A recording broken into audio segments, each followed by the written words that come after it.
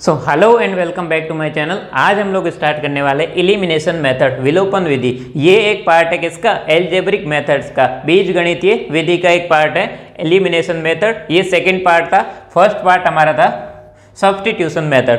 So start करने से पहले मैं थोड़ा सा इन दोनों के बीच में जो डिफरेंस है उसको बताऊंगा, क्योंकि ये दोनों मेथड आपको हमेशा थोड़े से कंफ्यूज करते हैं। जब मैं बात करूं सब्स्टिट्यूशन मेथड की, हमने क्रिकेट का एग्जांपल लेके देखा था कि अगर कोई प्लेयर इंजर्ड हो जाता है तो क्या होता है, जो एक्स्ट्रा में से प्लेयर होता है वो उसको सब्स्टिट्यूट करता है, मतलब प्रतिस्थापित करता है। वहीं से इसका नाम पड़ा है सब्स्टिट्यूशन मेथड। इसमें हम लोग क्या करते हैं, मैं जल्दी से एक बार बता देता हूं। देखो, अगर मेरे पास मान लो ये कोई प्रॉब्लम है तो इसमें सब्स्टिट्यूट करने के लिए मैं क्या करता हूँ, किसी एक वेरिएबल को दूसरे की फॉर्म में लिखता हूँ किसी भी एक इक्वेशन से। तो सिंपली अगर मैंने इक्वेशन 1 उठा ली तो यहाँ से मैं लिख सकता हूँ x equal to 5 minus y. आप जस्ट देखिए, आपको लिखने की जरूरत नहीं। फिर मैंने स्टेप 2 में क्या किया, जो मेरा x यहाँ से मैंने लिखा उसको इक्वेशन नंबर 2 ये वाली इसमें पुट कर दिया। सो x की जगह मैंने क्या पुट कर दिया, 5 माइनस वाई। अब आप ध्यान से देखोगे तो अभी जो ये इक्वेशन है इसमें क्या है, सिर्फ और सिर्फ एक ही वेरिएबल है। दो वेरिएबल की इक्वेशन होती है हमारी, दो चरों वाली लीनियर इक्वेशन। लेकिन जब हमने उसको एक वेरिएबल में कन्वर्ट कर लिया तो हम बड़े आराम से सॉल्व कर सकते हैं। यहाँ से हमें y की कुछ वैल्यू मिल जाएगी और यही वैल्यू हम लोग क्या करेंगे, दोबारा से इसमें जब पुट करेंगे यहाँ पे तो हमें x की भी वैल्यू मिल जाएगी। यही मेथड था क्या, सब्स्टिट्यूशन मेथड। अब हम लोग चलते हैं एलिमिनेशन मेथड की। ये इससे थोड़ा सा कैसे अलग है वो आप ध्यान से देखिए, आप स्किप मत कीजिए, क्योंकि ये वाला मेथड मैं आपको जिस तरीके से एक्सप्लेन करने वाला हूँ आपको किसी और सोर्स से पढ़ने की जरूरत नहीं पड़ेगी। आप सिर्फ बुक को पढ़िए, नोट्स बनाइए और अच्छे से इसको समझिए। तो जब कोई आपसे पूछे ना कि एलिमिनेशन मेथड क्या होता है, तो सिंपल सा जो इसका मीनिंग है, मतलब विलोपन या एलिमिनेशन, इसका मीनिंग क्या होता है? इसका मीनिंग सिंपली यही होता है कि हमें किसी एक चीज को हटाना होता है। फॉर एग्जांपल, अगर आपके पास कोई सवाल आया ऑब्जेक्टिव, उसमें आपके पास मान लो 4 ऑप्शन है इस टाइप के, आपके पास कुछ नॉलेज है, उस नॉलेज के चलते आपने ये देखा कि मेरा ऑप्शन ए गलत है, ऑप्शन बी गलत, ऑप्शन सी गलत है। आपने क्या किया, 3 ऑप्शंस को हटा दिया, मतलब एलिमिनेट कर दिया, मतलब विलुप्त कर दिया। फिर आपने देखा कि हाँ मेरा ऑप्शन डी सही है, क्योंकि ये 3 क्या है, गलत है और गलत है, इसीलिए मैंने इनको हटा दिया। क्या ये सब्स्टिट्यूट है? बिल्कुल नहीं। इसीलिए ये दोनों मेथड इस हिसाब से अलग है। जब आप इनको थोड़ा डीपली देखोगे ना तो ये पूरा का पूरा क्या अलग है, लेकिन हमेशा ये लोगों को कंफ्यूज करते हैं। तो अगर आप यहाँ से क्रिकेट प्लेयर वाला एग्जाम्पल और यहाँ से ये ऑब्जेक्टिव टाइप वाला एग्जाम्पल अगर याद रखोगे तो कभी भी इन दोनों मेथड्स के बीच में कंफ्यूज नहीं होंगे। तो इसमें भी कुछ स्टेप्स होते हैं, आप उनको याद रखिए, बड़े आराम से ये मेथड सॉल्व कर लोगे। जब आप क्लास 10 के इस चैप्टर को पूरा पढ़ लोगे एक्सरसाइज के साथ में, उसके बाद में मैं आपको बताऊंगा कि आपके अंदर ऐसी स्किल को कैसे डेवलप करें ताकि हमारे सामने अगर कोई भी प्रॉब्लम हो उसको आप देख के ये जस्टिफाई कर सको कि मुझे कौन सा मेथड यूज करने वाला। लेकिन अभी के लिए मेथड को देखिए। तो यहाँ से स्टेप 1 में मैं ये अज्यूम कर रहा हूँ कि मुझे x को हटाना है यहाँ से। सो देखो यहाँ पे क्या है, 2x है, तो मैं क्या करता हूँ कि इक्वेशन मेरी 1 है उसको मैं क्या करता हूँ, 2 से मल्टीप्लाई कर लेता हूँ। सो यहाँ से देखो 2 multiply by x plus y is equal to 5, 2x plus 2y is equal to 10। क्या ये वाली और ये वाली इक्वेशन सेम है? बिल्कुल सेम है, क्योंकि हमने क्लास 9 में रूल पढ़ा था कि किसी भी लीनियर इक्वेशन को किसी नंबर से मल्टीप्लाई करोगे या डिवाइड करोगे तो वो सेम रहेगी। इसी रूल को यूज करके हमने ये वाला स्टेप किया है। तो ये और ये क्या दोनों सेम है, तो इसको मैं नाम दे देता हूँ इक्वेशन नंबर 3। अब मुझे x वाली टर्म को एलिमिनेट करना है, हटाना है। मतलब यहाँ पे क्या हो गया, 2x, यहाँ पे 2x, ये इक्वल कैसे है, क्योंकि ये हमने जानबूझ के बनाया है। अब अगला स्टेप हमारा ये होता है कि दोनों को आपस में जोड़ दो या घटा लो, ऐड भी कर सकते हो और सब्सट्रैक्ट भी कर सकते हो। अब आप मुझे सोच के कमेंट में बताओ कि ये हम लोगों को कब करना होता है, कमेंट में करके बताओ, फिर मैं बताता हूँ इस स्टेप के बाद में। तो देखो इक्वेशन 2 माइनस इक्वेशन 3, इक्वेशन 2 मेरा कौन सा है, ये है, इक्वेशन 3 ये वाला है। सो यहाँ से होगा मेरा 2x माइनस 3y माइनस ये वाला पार्ट कितना है, 2x प्लस 2y।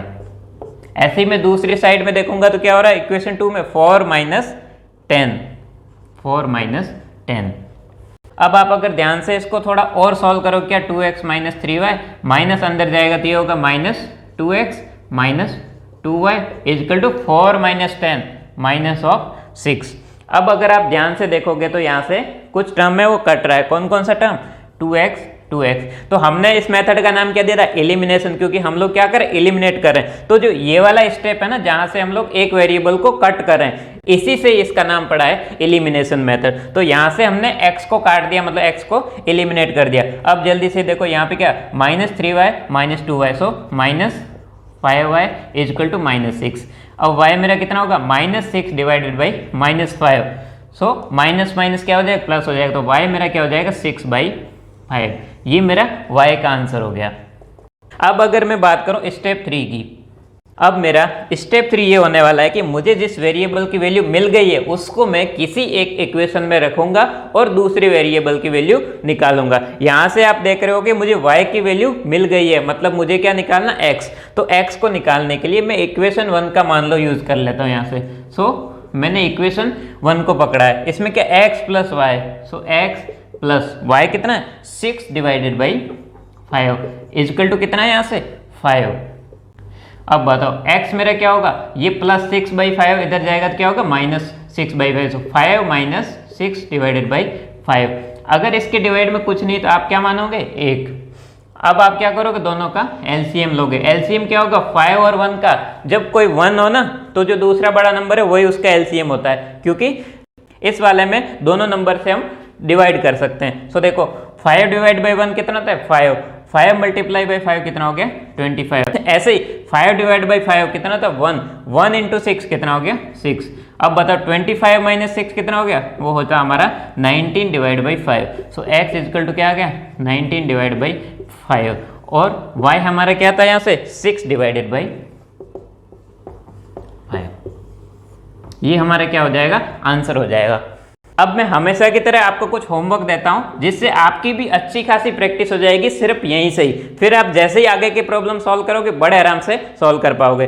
तो होमवर्क आपका ये रहेगा कि आपको, जैसे मैंने यहां से क्या किया है, x वाला जो कोफिशिएंट है उसको इक्वल किया और x को क्या कर दिया, यहां से एलिमिनेट कर दिया। वैसे ही आप क्या करोगे, जो y है उसको एलिमिनेट करोगे। एलिमिनेट अगर हिंदी में, तो एलिमिनेट का मतलब क्या होगा, विलोप करोगे, ठीक है, विलोपन करोगे y का। और उसके बाद में क्या करोगे, जब y हट जाएगा तो आपको ये जो y मिला है ना, इसकी जगह पे क्या मिलेगा, x मिलेगा। और जो x की वैल्यू मिलेगी उसको आप इक्वेशन 1 या इक्वेशन 2 किसी भी एक इक्वेशन में पुट करके क्या करोगे, y की वैल्यू निकालोगे। और फिर मुझे बताओगे कि क्या आपके भी x और y सेम आ रहे हैं। अगर सेम नहीं आ रहे तो आपको दोबारा से इसको करने की जरूरत है। यहां से मैं इस प्रॉब्लम के लिए आपको थोड़ी सी हिंट दे देता हूं। देखो यहां पे क्या है, -3 है, -3y। सो आप दो काम कर सकते हो। आप पहला तो ये कर सकते हो कि जैसे मैंने यहाँ 2 से मल्टीप्लाई किया, आप क्या करो, सिंपली 3 से मल्टीप्लाई करो। और जो मैंने यहाँ पे घटाया है, यहाँ पे क्या होगा, +3 -3। अब आप क्या करोगे, दोनों को जोड़ दोगे। तो जोड़ोगे तो -3 और +3 क्या हो जाएगा, 0 हो जाएगा। एक तो ये अप्रोच हो सकती है। दूसरी अप्रोच ये हो सकती है कि जो मैंने इस इक्वेशन को 3 से मल्टीप्लाई किया उसकी जगह पे आप -3 से करो। सो -3 से करोगे, ये क्या हो जाए, -3y। सो -3y -3y, फिर क्या करोगे, आप दोनों को घटाओगे। ये आपके ऊपर है कि आपको कैसे सॉल्व करना। कभी भी मेथड को रटो मत, उसको समझो कि आपके सामने कैसी भी प्रॉब्लम होगी, अगर आपको मेथड पता है तो आप 1000 तरीकों से कर सकते हो उसको। और हमेशा हम लोग यही सिखाते हैं, हम लोग नहीं सिखाएंगे आपको कि ये 4 स्टेप्स है, इनको रट लो, ये मेथड है, इनको रट लो, आप एग्जाम में जाओगे, करोगे, आपके मार्क्स आ जाएंगे। मार्क्स तो आ जाएंगे लेकिन कंपटीशन एग्जाम में सफल नहीं हो पाओगे। तो इसीलिए भैया जो करना है उसको अच्छे से करो, मेथड को अच्छे से समझो। हमारे जो वीडियोज है उसमें हम लोग यही सिखाते हैं। तो अब मैं जो आपको पार्ट बताने वाला हूँ बहुत इंपॉर्टेंट है और लोग आपको नहीं बताते हैं उसको। तो आप इसको ध्यान से देखिए और अच्छे से समझिए कि जब आपके पास कुछ और कंडीशंस आ जाती है तो कैसे रिजल्ट आएंगे। जब आपके सामने एग्जाम में कुछ अजीब से रिजल्ट्स आ जाते हैं तो फिर आप कैसे उसको आंसर देके बताओगे कि हाँ क्या हो रहा है। सो ये वाले जो दोनों पार्ट है वो हमने इस सीरीज के स्टार्टिंग से ही बड़े आराम से क्लियर किए हैं, बड़े आराम से कवर किए। तो अगर आपको प्रॉब्लम हो रही इन दोनों को समझने में तो आप जल्दी से जाइए। हमने यहां तक आपके कंसेप्ट डेवलप किए हैं कि आप बड़े आराम से किसी भी एक इक्वेशन को लेके पैरेलल लाइंस भी लिख सकते हो और कोइंसिडेंट लाइन भी लिख सकते हो, वो आप अपने हिसाब से भी लिख सकते हो। सो यहाँ पे मेथड इंपॉर्टेंट नहीं है, इसका जो रिजल्ट है वो ज्यादा इंपॉर्टेंट था, इसीलिए मैंने थोड़ा सा टाइम बचाने के लिए ऑलरेडी इसको सॉल्व कर लिया है। आप लोग एक काम कीजिए, इस वाले का एक बढ़िया सा स्क्रीनशॉट ले लीजिए और उसके बाद में खुद से इनको सॉल्व करना। अभी मैं आपको समझाता हूं कि इसका रिजल्ट इतना इंपॉर्टेंट क्यों है। तो देखो जब हम लोग बात करते हैं पैरेलल की, सो पैरेलल में क्या कुछ इस टाइप की लाइंस आती है। सो मैंने बोला था कि जो C1 डिवाइड बाई C2 है ना, वो इन दोनों का जो कोफिशिएंट का रेशियो उसके इक्वल नहीं होता है, तो उसी का यूज करके मैंने ये इक्वेशंस लिखी। फिर सॉल्व कैसे किया कि यहाँ पे 2x है 2y, तो इसको मैंने 2 से मल्टीप्लाई किया।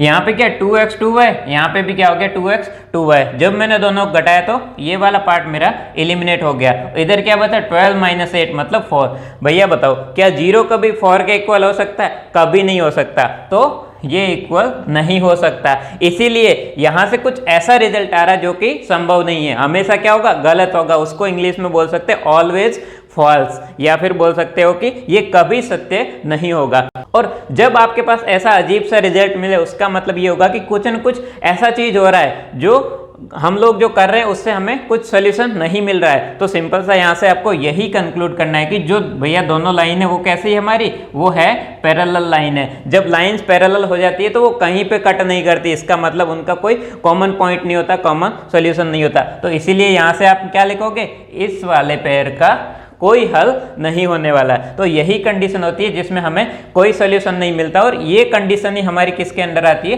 पैरेलल लाइंस के अंदर। ये हमने अच्छे से पढ़ा है। अब जल्दी से चलते हैं कोइंसिडेंट की ओर। सो इसमें भी ये जो मेथड है वो सेम था, क्योंकि यहाँ पे भी क्या 2x 2y है, तो मैंने जस्ट इसको 2 से मल्टीप्लाई कर लिया। सो ये हो गया 2x 2y, 4 मल्टीप्लाई बाई 2 कितना हो गया 8 हो गया। अब मैंने जब दोनों को घटाया तो मेरा ये पार्ट तो एलिमिनेट हो गया जैसा इसमें, लेकिन यहाँ पे क्या रहा 8 माइनस 8। आप अगर ध्यान से देखोगे तो यहाँ पे भी 8 है, यहाँ पे भी क्या 8 है। सो 8 माइनस 8 अगेन कितना हो गया 0। तो यहाँ पे भी 0, यहाँ पे भी 0, मतलब 0 इज इक्वल टू 0। बताओ इसका क्या मतलब हुआ? इसका मतलब ये होगा कि ये क्या हमेशा सत्य है। और हमेशा सत्य वाली केस कब होती, ऑलवेज ट्रू वाली कंडीशन किस में आती है, आती है हमारी कोइंसिडेंट वाले केस में। मतलब कि भैया अगर मेरी पहली लाइन ये वाली है तो दूसरी क्या होगी, जस्ट इसके ऊपर ही होने वाली है। सो इस वाले केस को हम लोग क्या बोलते हैं, कोइंसिडेंट बोलते हैं। और इससे हम लोग क्या कंक्लूड कर सकते हैं, अगर कोई आपसे पूछे कि इसके कितने सॉल्यूशंस होंगे, तो इसके अनंत सॉल्यूशन हो सकते हैं, क्योंकि ये दोनों लाइन एक दूसरे के ऊपर है। इसका हर एक पॉइंट है वो दोनों इक्वेशन को सेटिस्फाई करेगा, मतलब दोनों इक्वेशन के लिए एक कॉमन पॉइंट होगा। इसीलिए भैया ये कैसी होगी कंडीशन, ये होगी हमारी कोइंसिडेंट। तो जब ऑलवेज ट्रू वाली जैसी केस आए तो आपको आंख बंद करके अपने कंसेप्ट को याद करना है और ये लिखना है कि ये मेरा केस कौन सा है, कोइंसिडेंट का। और जब ऐसी उल्टी पुल्टी कोई कंडीशन आ जाए 5 इक्वल टू 3, -2 इक्वल टू -4, ऐसी कुछ भी आ जाए, उसका मतलब है कि कोई सोल्यूशन नहीं होगा। दोनों लाइन कैसी है, पैरेलल है। तो आपको ये बड़े आराम से समझ में आ गया होगा। सो लास्ट में मेरी एक रिक्वेस्ट है आपसे कि अगर आपको लगता है कि हमारा जो मेथड है वो कहीं ना कहीं आपको बूस्टअप कर रहा है, कहीं ना कहीं आपकी स्किल्स को डेवलप कर रहा है और आगे जाके आपको एक सफल आदमी बनाने में ये जरूर मदद करेगा, तो आप हमारे चैनल से जुड़िए, अपने आसपास सभी दोस्तों को भी बताइए और एक लाइक जरूर कीजिए और कमेंट करके अपने रिव्यू जरूर दीजिए। Thank you for watching. अब अगले पार्ट में हम लोग डायरेक्ट चलेंगे एक्सरसाइज की ओर और उसको बड़े आराम से खत्म कर लेंगे।